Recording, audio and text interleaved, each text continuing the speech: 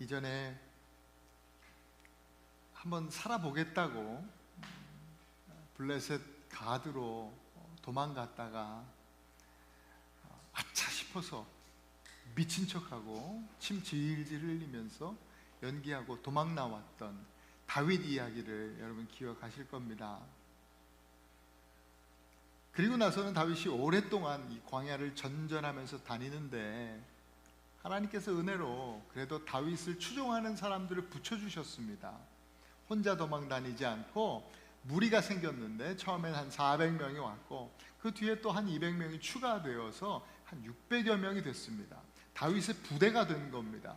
그런데 그들이 혼자 온 게 아니에요. 가족들과 함께 왔습니다. 그 부대원들만 600명이고요.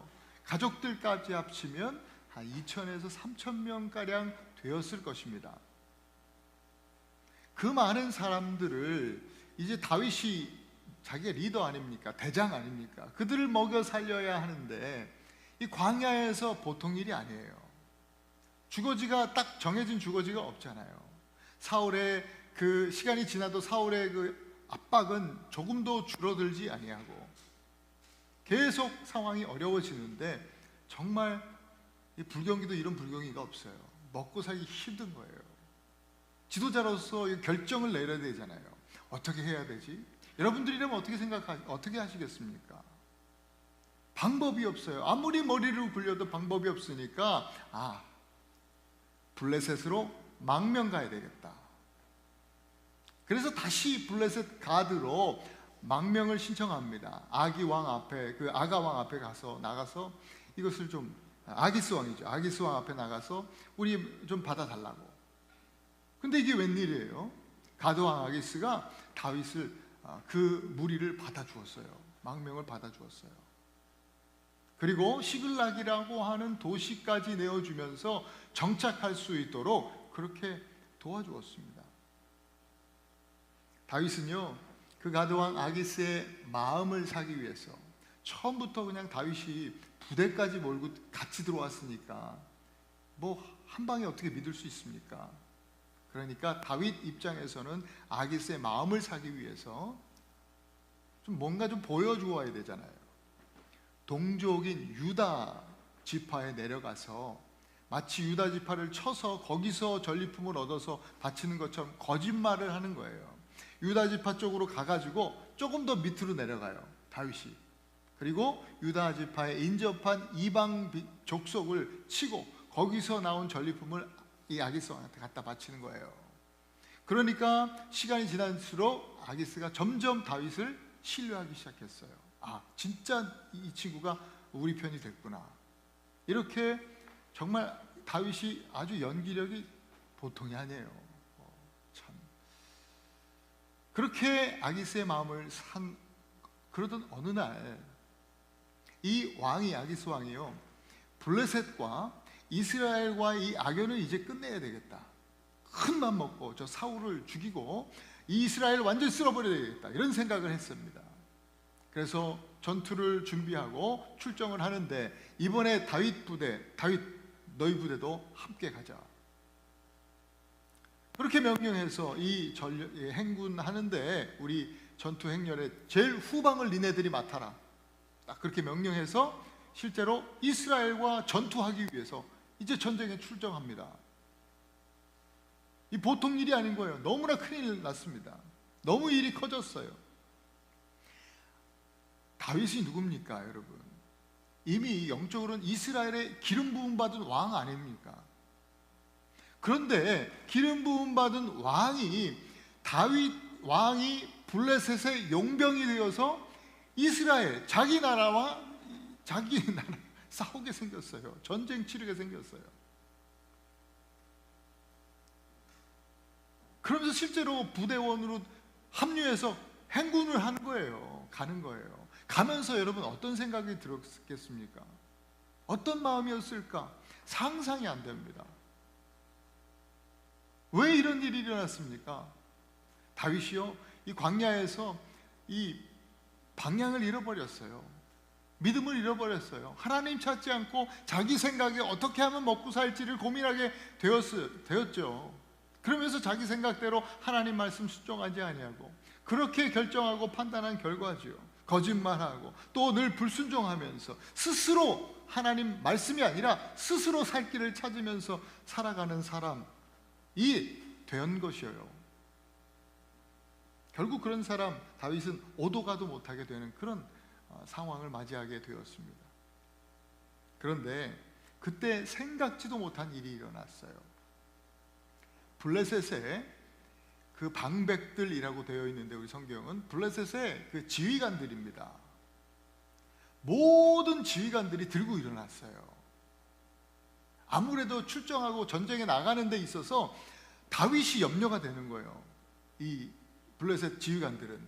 그래서 모든 지휘관들이 들고 일어나서 아기스 왕 앞에 나가서 우리는 왕은 어떤지 모르겠지만 우리는 이 다윗을 믿지 못하겠습니다. 이번 전쟁에서 다윗을 좀 뺍시다. 돌려보냅시다. 아기스 왕은 이 다윗을 신뢰하지만 어떡합니까? 이 블레셋 모든 지휘관들이 지금 들고 일어났는데 이래가지고는 안 되잖아요. 어쩔 수 없이 다윗을 다시 돌려보내게 됩니다. 여러분 생각해 보세요. 만일 다윗이 그렇게 가서 이스라엘과 블레셋 용병으로 한번 이렇게 싸우게 됐다고 생각을 해보시면 아무리 기름 부음 받은 사람이라도 나중에 다윗이 이스라엘의 왕이 되지는 못했을 겁니다. 그러니까 하나님께서 다윗과의 그 언약이 있잖아요. 약속한 게 있으니까 하나님의 신실하심 가운데 강권적으로 하나님이 역사하신 거예요. 보호해 주신 것이죠. 전쟁에 참여하지 못하도록. 자, 그렇게 다윗은요 다시 돌아왔습니다. 가다 돌아왔어요. 그게 3일 걸렸습니다. 3일 동안 그렇게 갔다 오는데 그 거리가 제가 지도를 보면서 이렇게 보니까 계산해 보니까 한 120마일이 넘더라고요. 200km가 넘어. 200km. 군대 갔다 오신 우리 형제님들 계시잖아요. 저도 최대 100km 행군이 최대예요. 100km. 100km 행군하면요 죽어요. 진짜 막 다 탈진해서 녹초가 돼. 근데 200km를 3일 동안 갔다 온 이 군사들 생각해 보십시오. 아무리 야전에서 훈련을 받고 단단히 훈련되어진 군사였어도 아마 힘이 쫙 빠졌을 거예요. 녹초가 되었을 거예요. 그런데 문제는 여기서부터 일어났어요. 갔다 오니까 시글나게 아말렉 군사들이 또 이 노략질을 해간 거예요. 침략해서 노략질을 해가고 온 도시를 불태우고 여자들과 이 자녀들을 싹 포로로 잡아갔어요. 우리 성경에 오늘 읽지는 않았지만 우리 오늘 30장 전반부에 보면 4장에 보면 울 기력이 없도록 다윗과 그 부대원들이 울 기력이 없도록 울었대요. 당연히 그렇죠. 너무나 분하고 억울하고 갔다 왔더니 와이프 없어졌죠. 자녀들 새끼들 다 어디 갔죠. 자기 살던 집 다 불탔죠. 어떻게 이런 일이 있을 수 있습니까? 이들의 슬픔이요 그렇게 울고 나서는 다윗을 향한 분노로 바뀌었습니다. 아니 뭐 다윗이 모집해서 온 사람들이 아니잖아요. 우리 지난번 봤잖아요. 하나님의 은혜 가운데 자기들도 다윗을 존경하고 다윗을 또 좋아하고 해서 자기들이 모인 거예요. 다윗을 쫓아온 거예요. 그런데 이제는 그들이 다윗을 향해서 돌을 드는 겁니다. 다윗이 수도 없이 어려운 일을 많이 당해보았지만 이번 일은 이제까지 겪었던 일들 중에 그 어떤 것보다도 힘들고 어려웠을 겁니다. 그때 다윗은요 6절에 보니까 다윗이 크게 다급하였으나 그의 하나님 여호와를 힘입고 용기를 얻었더라. 성경은 그렇게 이야기합니다. 우리말 성경에는 이렇게 번역하고 있어요. 다윗은 너무나 괴로웠습니다. 그러나 다윗은 그의 하나님 여호와를 의지해 용기를 냈습니다. 여러분 다급하고 또 괴로운 시간에 어떻게 하십니까? 오늘 우리가 성경을 사무엘 강의 시간이 아니라 쭉 다 읽지 않고 지나갔지만 그 중간 28장에 보면요 이런 상황에 다급하고 정말 위급하고 정말 어려운 순간을 맞이할 때 다윗과 상반되게 사울은 어떻게 행동했느냐? 사울은 무당을 찾아갑니다. 용하다는 접신한 이 여자 무당을 찾아가서 내가 너무 지금 괴롭고 앞이 보이지 않고 어떻게 해야 될지 모르겠고 정말 두렵다. 너는 지금 무당한테 명령하는 거예요. 죽은 사무엘 선지자가 죽은 이후니까 죽은 사무엘의 영혼을 불러내라.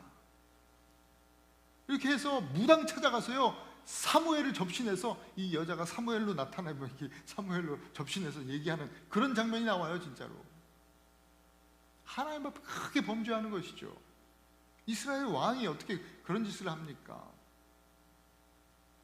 그런데 오늘 사울과는 정말 이 대조적으로 사울의 뒤를 이어서 이스라엘의 왕으로서의 모습이 보입니다. 다윗은 그렇게 하지 아니하고 제사장 아비아달이라고 하는 제사장을 통해서 제사장이 입는 옷, 예배드릴 때 집전할 때 입는 옷 에봇을 가지고 오라고 했습니다. 왜 그러냐면 이 에봇은 거룩함을 상징하고 구별됨을 상징하는 옷이에요. 에봇에는 무엇이 달려있냐면 이 우림과 둠밈이라고 하는 돌이 있어요. 그 돌은 양쪽 왼쪽 오른쪽의 그 돌은 하나님의 빛과 공의를 상징해요. 그리고 하나님의 뜻을 구할 때 그것을 사용하는 거예요. 하나님의 뜻을 구할 때 하나님 캄캄해서 보이지 않습니다. 어디로 가야 할지 모르겠습니다. 하나님의 빛을 비추어 주시옵소서. 하나님 어디에 무슨 뜻이 있는지 모르겠습니다. 하나님의 공의, 하나님의 뜻을 가르쳐 주세요. 그 우림과 둠밈입니다. 그러면서 하나님 앞에 이 위기 속에서 괴로울 때 주님 앞에 나아가는 겁니다. 신앙을 회복하고 하나님 앞에 회개하면서 자신의 불순종이 이제 보이는 것이죠. 그 위기 속에서 불순종을 참여하면서 자기 뜻을 내려놓고 하나님 뜻을 구했습니다. 방향을 잃어버렸던, 어디로 가야 할지 모르고 방향을 잃어버렸던 다윗이 드디어 하나님 앞에서 방향을 잡습니다. 다윗이 물어요. 하나님, 어디로 가야 합니까? 하나님, 제가 어떻게 해야 됩니까? 하나님 뜻이 무엇입니까? 주님 말씀해 주시옵소서. 말씀하시면 제가 순종하겠습니다. 이제 순종하며 따르겠습니다. 그렇게 기도하면서 하나님 앞에 나아갔을 때 그때 하나님 말씀하십니다. 8절에 보니까 그를 쫓아가라. 아말렉 쫓아가라는 거예요. 아말렉 쫓아가라. 네가 반드시 따라잡고 도로 찾으리라. 하나님 말씀하셨습니다. 다윗은 하나님께서 아마도 지금은 잠잠히 머물러 있어라 하셨으면 아마 머물러 있었을 겁니다. 그러나 이번엔 쫓아가라 하셨으니까 가는 거예요. 다윗이요, 이 아말렉 노략질의 분을 참지 못하고 정말 인간적 감정으로 눈이 뒤집어져서 그렇게 분노를 가지고 다윗을 아말렉을 쫓아갔던 것이 아니에요. 하나님 말씀을 의지하면서 간 거예요. 이게 중요합니다. 하나님 말씀을 의지해서 갔다. 여러분, 우리도 살아가다 보면 우리 인생 속에서 다윗과 같이 정말 다급하고 괴로운 순간을 만납니다. 대부분 모든 상황들은 다윗처럼 우리의 실수, 우리의 불순종으로 인한 것들입니다. 다른 데서 이유를 찾지 마세요. 정직하게 하나님 앞에서 보면 다 우리가 실수했어요. 우리가 불순종했어요. 우리가 방향을 잃어버렸기 때문입니다. 그때에 정신 차리고 하나님 앞에 하나님을 의지해서 우리가 용기를 얻어야 됩니다. 힘을 얻어야 합니다. 참회하면서 하나님의 뜻을 구해야 되는 것입니다. 반드시 하나님 말씀해 주세요. 무슨 말씀이시든지 순종하면서 주님 따르겠습니다 결단하면서 기도할 때 하나님께서 반드시 우리에게 우리 영적 방향을 회복하게 해주실 줄 믿습니다. 여러분 지금 다급한 순간을 만나셨습니까? 괴로운 순간을 마주하셨습니까? 다시 한번 권면드리지만 오늘 말씀처럼 다윗처럼 하나님을 의지해서 용기를 얻으실 수 있기를, 여러분 믿음을 회복하실 수 있기를 축복합니다. 무엇 때문인지 저는 모르겠지만 여러분이 그 잃어버린 또 그 영적 방향성을 바르게 하나님 의지하시면서 회복하고 주님 지시하시는, 가르쳐 주시는 그 방향대로 믿음의 걸음걸음 걸어 나가실 수 있기를 축복합니다. 여기까지가 오늘 말씀의 배경입니다. 저는 오늘 설교 제목을 부솔시내의 복음이다, 부솔시내 복음이다, 그렇게 정했습니다. 부솔시내라고 하는 곳이 어쩌면 여러분들에게는 좀 생소한 이름일 수 있겠다 싶었습니다. 하지만 바라기는 여러분들이 오늘 좀 꼭 기억하셨으면 하는 이름이 바로 부솔시내입니다. 부솔시내는 말이 시내지 사실 우리 생각에 그 시내 쫄쫄 흐르는 그런 시내는 아닙니다. 원어로 나할이라고 하는데 이 나할은요, 우리말로 그 딱히 해석할 단어가 잘 없어서 오늘 시내라고 번역되어 있지만 다른 번역본 혹은 또 다른 구절에서는 골짜기로 번역된 구절이 많이 있습니다. 특히 부솔, 나할 부솔, 이 부솔 시내는요, 요단강, 이 이스라엘 가장 큰 강 아닙니까? 요단강 다음으로 겨울철 우기에 비가 많이 올 때에 많은 물을 흘려보내는 그런 시내, 강과 같습니다. 그러니까 강과 시내의 한 중간 정도쯤 될 것입니다. 그런 보통은 골짜기 형태를 띠고 있어요. 이게 나할이라고 하는 곳이, 부솔 시내가 그런 곳입니다. 여러분, 이 부솔 시내에는요, 이 말씀을 잘 보면 여기에 복음이 흐르고 있습니다. 이 복음이라고 하는 것은요, 우리를 복되게 하는 하나님 말씀입니다. 세상에 복이 되고 또 세상을 복이 되게 하는 그런, 너는 복이 될지라 복된 사람이 되려면 여러분 복음을 굳게 잡아야 합니다. 복음으로 충만하셔야 합니다. 그리고 여러분들 복음을 살아내셔야 됩니다. 우리의 삶이 복음이 되어야 됩니다. 그런 축복이 저와 여러분들 가운데 있기를 축복합니다. 여러분, 겨울에 눈이 많이 오잖아요. 우리 미시간 애나버가. 그래도 최근 들어서는 좀 눈이 적게 오는데, 눈이 오진 않았지만 그래도 포근해지면서 눈이 왔던 것조차 녹고, 새벽에 아침에는 또 추워져서 눈은 아닌데 엄청 길이 미끄럽게 어는 날이 굉장히 많았습니다. 작년에 보니까. 그때 아침마다 복된 소식이 들려와요. 전화가 걸려오는데 완전 우리 애들한테는 복음이에요. 복음. 길이 미끄러우니까, 위험하니까 학교 오지 말고 집에서 쉬어라. 학교 오지 말라는 복음의 메시지가 막 선포되는 거예요. 애들은 막 좋아서 막 뛰고 난리가 났어요. 너무 좋다는 거예요. 맨날 기도해, 맨날. 맨날 눈 오라고 기도하고 길 얼어붙으라고 기도하고.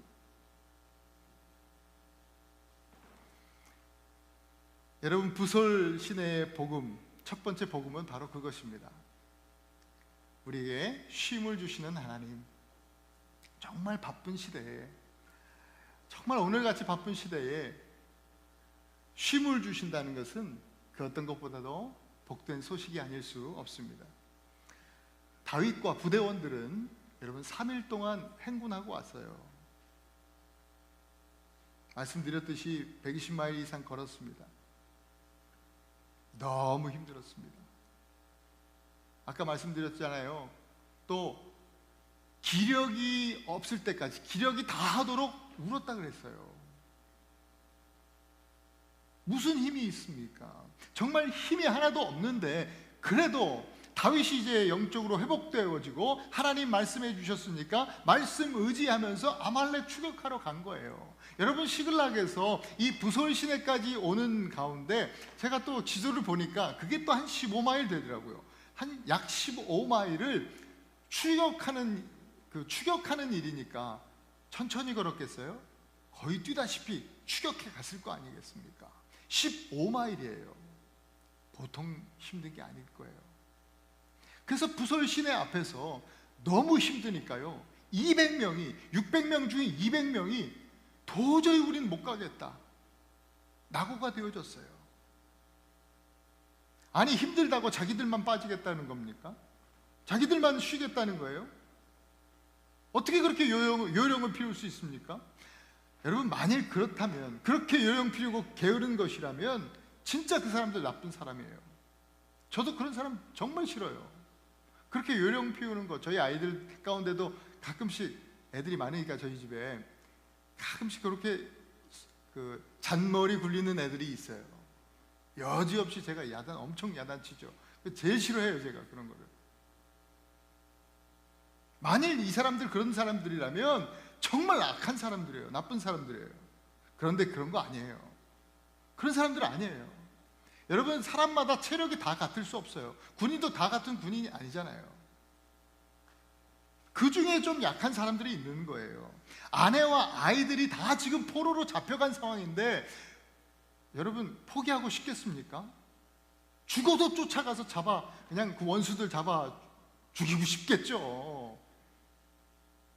그게 남편의 마음이고 아빠의 마음이잖아요. 근데 몸이 안 움직이는 걸 어떻게 해요? 여러분, 제가 군대 얘기 또 합니다. 군대 있을 때 저와 제 동기들이요, 어느 날 선임병으로부터 푸시업을 200개를 하라는 거예요. 막 하다가 또 못하니까 푸시업을 우리 동기들 다 200개를 시켰어요. 어떻게 200개를 푸시업을 합니까? 근데 군대니까 되더라고요. 군대 가면 다 돼요. 푸시업을 200개를 했어요. 어떻게 했어요? 근데 문제는 그 이후예요. 그날 저녁에요, 저녁 식당에 저녁 먹으러 갔는데 숟가락이 안 들어지는 거예요. 숟가락에 밥을 폈는데 이 밥알이 이렇게 무거운지 몰랐어요. 우리 동기들이 숟가락질을 못하는 거예요. 다 이 팔이 너덜너덜, 이 팔이 움직이지가 않아. 그래서 다들 고개를 쳐박고 이 밥을 먹었던 기억이 있어요. 숟가락을 들 수가 없으니까. 근데 문제는 다음날 더 아파요. 일어났는데 이 침상을 이렇게 짚는데 침상이 안 짚혀지, 그냥 이게 무슨 고무줄 같이 된 것 같아요. 헐렁헐렁해요. 아침마다 저희 군대 있을 때 수요일 날인가 우유가 나왔어요. 우유가 나오는데 우유 껍데기를 뜯을 수가 없는 거예요. 와, 너무 힘들더라고요. 마음은 안 그런데 몸이 안 따르는 거예요. 이 사람들이 그런 거예요. 너무너무 가고 싶어요, 지금. 그런데 몸이 안 따라주는 거예요. 도저히 갈 수 없는 상태가 된 거예요. 부대의 3분의 1이잖아요. 이 보통 전력입니까? 심각한 타격이에요. 이 상태로 400명 가지고 아말렉 칠 수 있을까요? 아말렉은 적어도 2,000에서 3,000명 부대원들이 됐을 거예요. 그러나 하나님께서 말씀하셨잖아요. 하나님께서 다 찾아올 것이라고 약속해 주셨잖아요. 다윗이 아마 그런 마음일 거예요. 다윗이 처음에 하나님 충만한 믿음으로 골리앗을 대적했을 때 나는 하나님, 만군의 하나님 여호와 이름으로 간다 라고 했던 그런 믿음을 지금 회복했잖아요. 그 방향성을 회복하고 가는 거니까 군대 숫자는 적어도 아말렉 군대를 쫓아가는 거예요, 지금. 그 믿음으로. 또 그 믿음이 있으니까, 하나님 절적으로 신뢰하니까 약해서 또 낙오한 우리 형제들을, 또 부대원들을 배려하고 그들에게 쉼을 허락하면서, 그래, 너희들 여기서 쉬어라, 쉬게 한 거예요. 큰 타격이지만, 더 400명 가지고 정말 택도 없는 싸움이 될 것이 분명하지만, 그러나 하나님 믿고 의지하면서. 여러분, 하나님은 우리에게 쉼을 주시는 하나님이십니다. 우리 이사야 40장 29절 함께 읽습니다. 시작. 피곤한 자에게는 능력을 주시며 무능한 자에게는 힘을 더하시나니 소년이라도 피곤하며 곤비하며 장정이라도 넘어지며 쓰러지되 오직 여호와를 앙망하는 자는 새 힘을 얻으리니 독수리가 날개치며 올라감 같을 것이요 다른 박질하여도 곤비하지 아니하겠고 걸어가도 피곤하지 아니하리로다. 할렐루야. 오직 여호와를 앙망하는 자에게 새 힘을 주시겠다. 피곤치 않도록 해주시겠다. 할렐루야.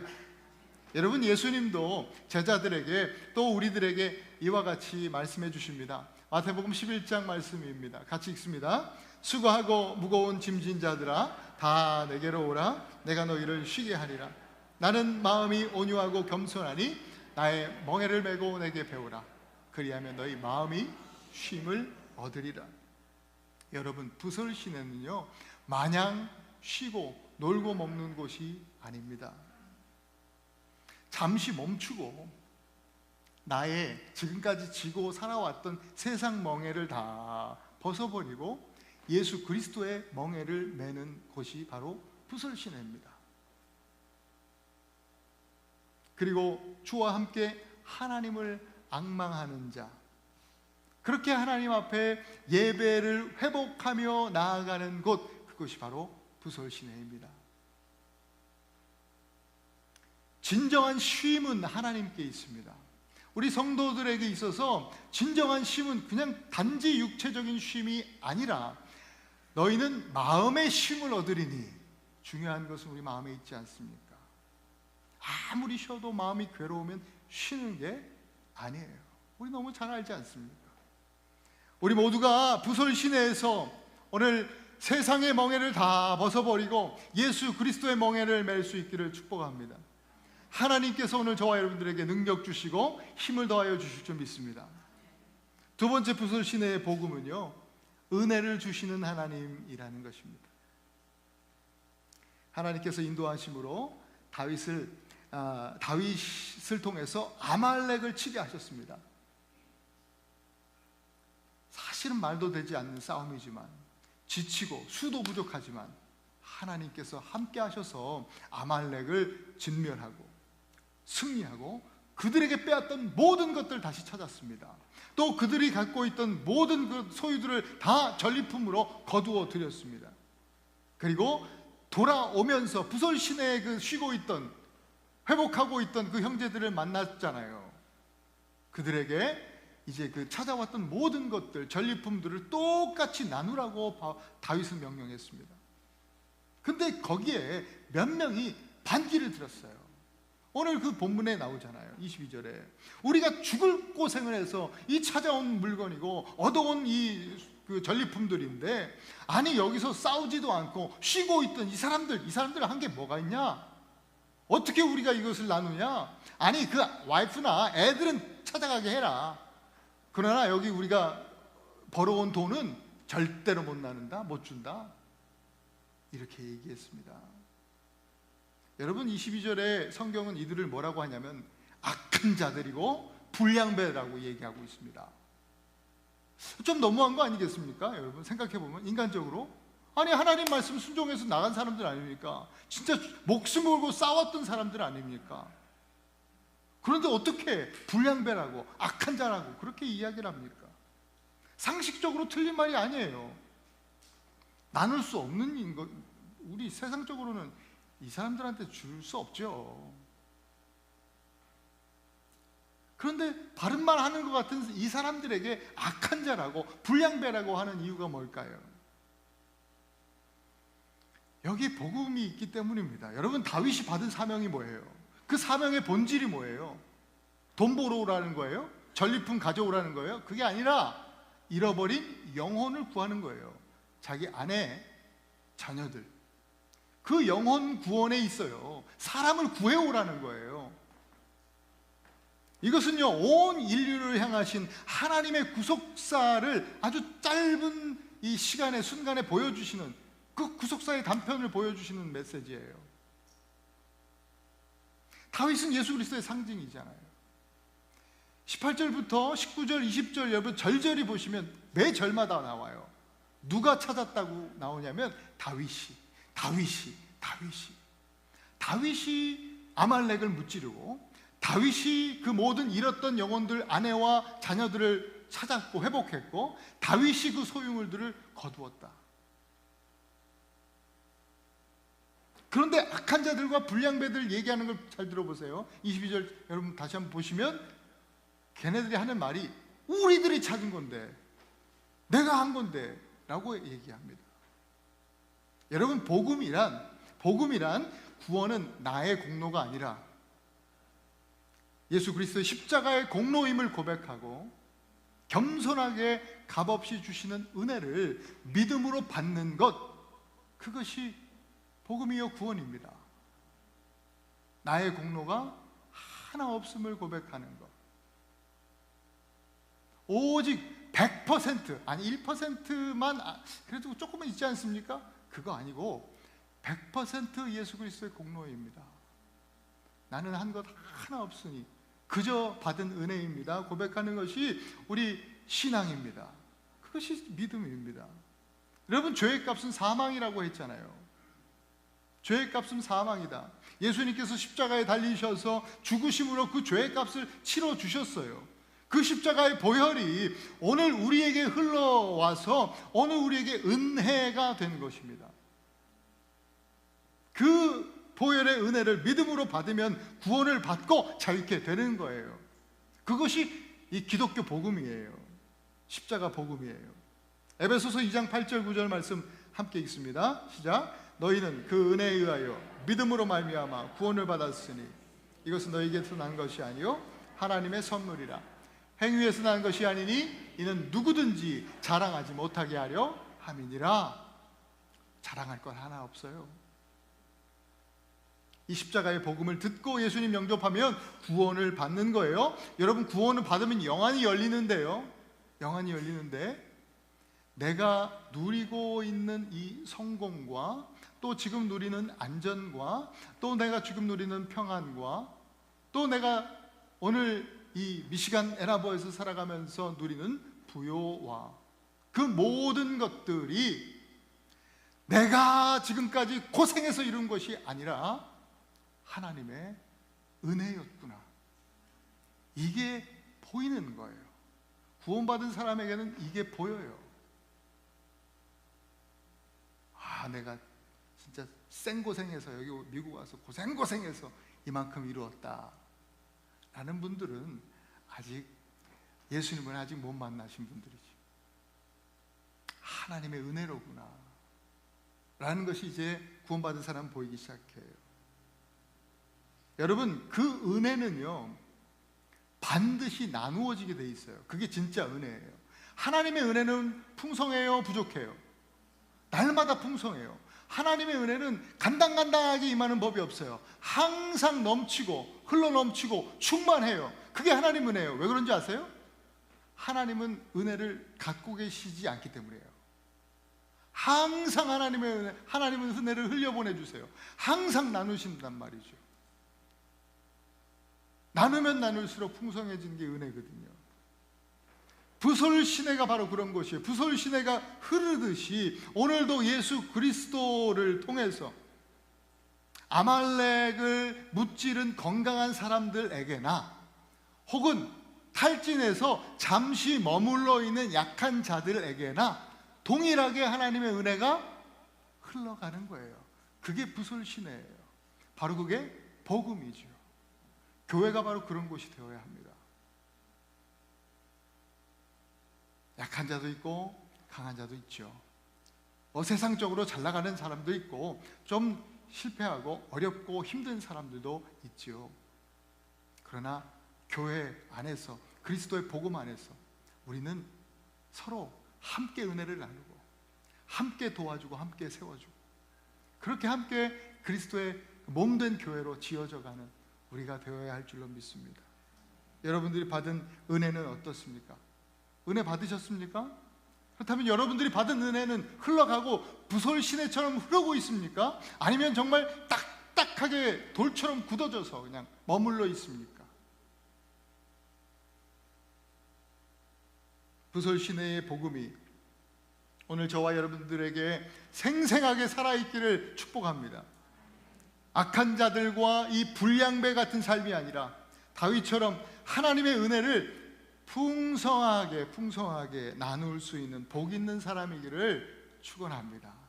우리 사랑하는 애나바하는 교회 성도 여러분, 다시 한번 권면드립니다. 다급하고 또 괴로운 상황을 만나셨습니까? 혹은 그런 상황을 마주하셨을 때 오늘 말씀을 기억하십시오. 하나님을 의지하여 힘을 얻는 자가 되실 수 있길 축복합니다. 그것이 복음이에요. 우리를 예수 그리스도를 통해서 우리에게 주신 그 복된 소식은 주 예수께 나와서 그분의 멍에를 매는 자들에게 쉼을 주신다는 말씀, 그 메시지죠. 우리에게 주신 복음은 우리 같은 낙오자라도 하나님은 차별 없는 은혜를 주신다는 메시지입니다. 그리고 거기서 멈추면 안 됩니다. 이제 우리는 새롭게 사명자가 되는 것입니다. 그 은혜를 받은 사람들은 사명자입니다. 하나님께서 우리를 부르심이 있고 우리를 또 보내심이 있어요. 그것을 소명과 사명이라고 하는 것인데, 우리는 소명받은 사람이고 그 소명 안에서 하나님은 우리에게 사명을 주셨어요. 그 사명은 누군가에게 우리가 부설시내가 되는 것입니다. 누군가에게 쉼을 줄 수 있는 부설시내가 되는 저와 여러분들이 되실 수 있기를 축복합니다. 또한 머물러 있는 것이 아니라 더 많은 사람들에게 그리스도의 은혜의 복음을 흘려보내는 부설시내가 되는 것입니다. 오늘 그것이 우리의 사명임을 깨닫고 하나님 앞에 이 시간 기도하면서 나아가십시다. 우리 여러분 오늘 또 성찬을 또 우리가 받게 될 텐데 함께 좀 기도하십시다. 하나님, 저희가 이전의 다윗처럼 저희도 실수하고 또 방향을 잃고 주님 또 범죄했습니다. 용서하여 주시고 오늘 우리를 부르신 그 소명과 보내신 그 사명을 기억하며 다시 한번 복음으로 무장하고 복음으로 충만하고 그 충만한 은혜로 말미암아 예수님이 나에게 그 부설시내가 되어주셨던 것처럼 나도 하나님, 또 우리 가정도 우리 교회도 누군가 쉴 수 있는 부설시내가 되게 하여 주시고 예수 그리스도의 은혜의 복음을 땅끝까지 흘려보내는 그런 부설시내가 되게 하여 주시옵소서.